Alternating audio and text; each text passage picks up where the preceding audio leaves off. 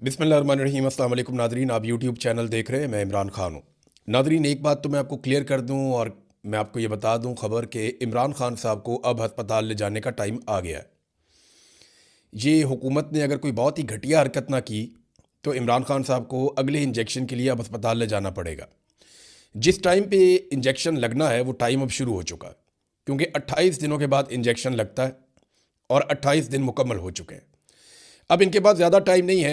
अगले 1-2 दिन के अंदर, 3 दिन के अंदर ये इमरान खान साहब को हर हाल में अस्पताल लेकर जाएंगे और वहाँ जाकर इमरान खान साहब को इंजेक्शन लगाएंगे। अगर तो कोई बहुत ही घटिया हरकत की और कोई बहुत बड़ा रिस्क इन्होंने लिया और जेल के अंदर कोई सामान लेकर पहुँच गए तो वो अलग बात है। अब इसमें कुछ चीज़ें मैं आपको बता दूँ कि अस्पताल तो ले जाना पड़ेगा, क्योंकि इससे पहले भी डॉक्टर्स ने कहा था कि जेल के अंदर ये इलाज सही तरह नहीं हो सकता और ऐसा रिस्क ये इमरान खान के मामले में लेंगे। बज़ाहिर ऐसा दिखाई नहीं देता, लेकिन इनका पता कोई नहीं है। अब ये अस्पताल कौन से रास्ते से लेकर जाते हैं, कौन सा रूट इस्तेमाल करते हैं, सिक्योरिटी के क्या इंतजाम करते हैं और ये कौन से अस्पताल में लेकर जाते हैं, इसके बारे में कुछ पता नहीं है। ये सारा कुछ सीक्रेट रखा जाएगा। अब पाकिस्तान तहरीक इंसाफ को पहले से ये पता होना चाहिए कि इमरान खान साहब को अस्पताल पहुंचाया जाएगा, तो उन्होंने जो बंदोबस्त करना है वो कर दें। इमरान खान साहब की बहन अलीमा खानम जो हैं वो अब बाकायदा खुद से उन्होंने ज़ोर लगाना शुरू किया है।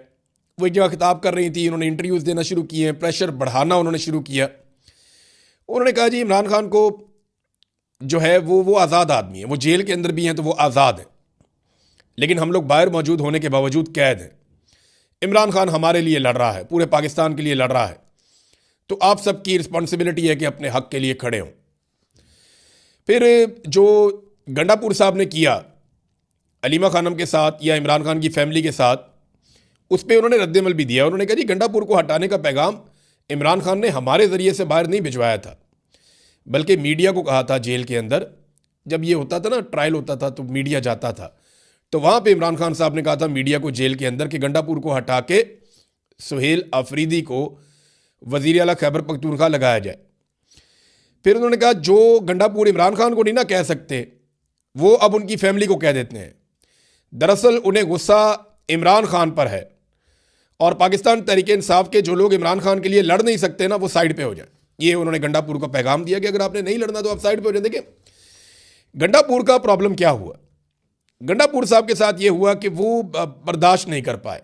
1.5 साल तक तहरीक की उन्होंने क़यादत की गंडापुर ने, और सारी चीज़ों के वो मालिक बने रहे, फैसले वो करते रहे गंडापुर 1.5 साल तक, और काफ़ी मायूसी फैलाने के बाद उन्होंने इक़्तिदार छोड़ा और अब 6 महीने भी उनसे बर्दाश्त नहीं हुआ और वो आ गए। हैरानकुन तौर पे गंडापुर साहब जब वापस आए हैं तो उन्होंने अटैक एस्टेब्लिशमेंट के ऊपर या हुकूमत के ऊपर नहीं किया, बल्कि गंडापुर साहब ने वापस आने के बाद बिल्कुल शेर अफजल मरवत की तरह सारा का सारा अटैक पाकिस्तान तहरीक इंसाफ और सारा का सारा अटैक गंडापुर साहब ने वापस आने के बाद इमरान खान साहब की फैमिली पे कर दिया।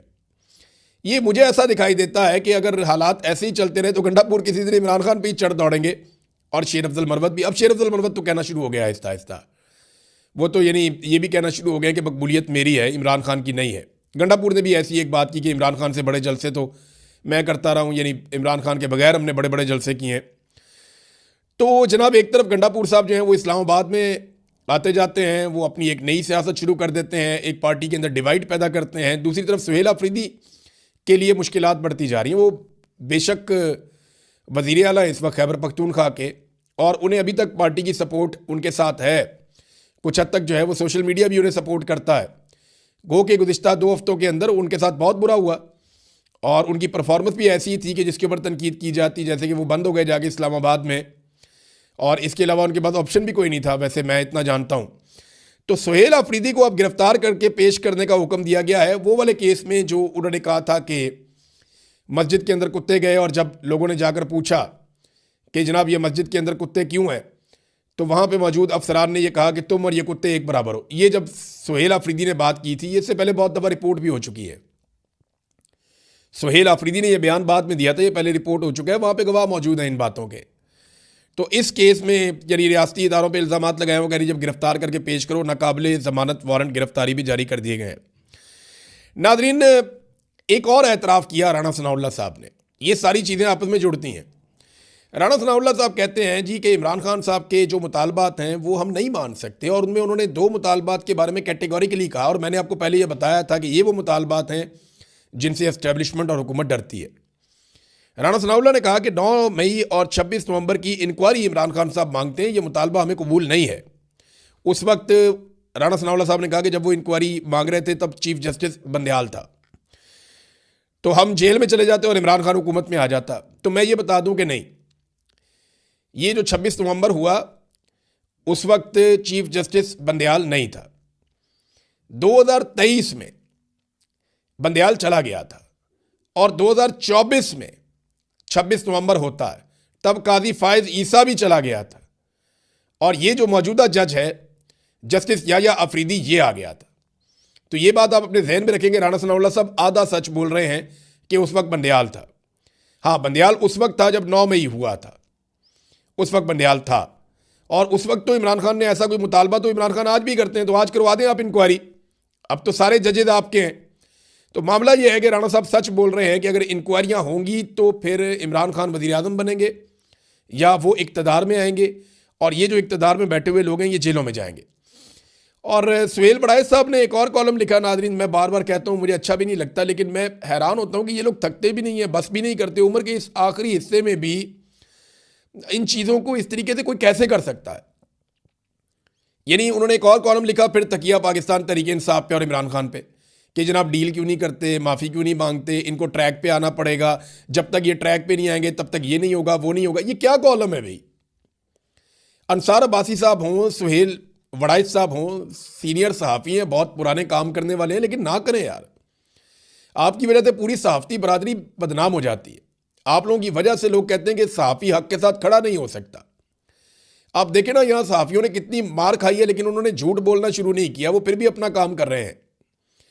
कितने सहाफ़ी गिरफ्तार हुए, क्या हुआ सिद्दीक जान के साथ, समी इब्राहिम साहब के साथ, और ये मकबूल जान साहब के साथ, क्या हुआ मुतीउल्लाह जान के साथ, असदपुर को भी गिरफ्तार किया गया, और बहुत सारे सहाफ़ी हैं जिनको बार बार गिरफ्तार किया गया, शाहिद असलम को गिरफ्तार किया गया।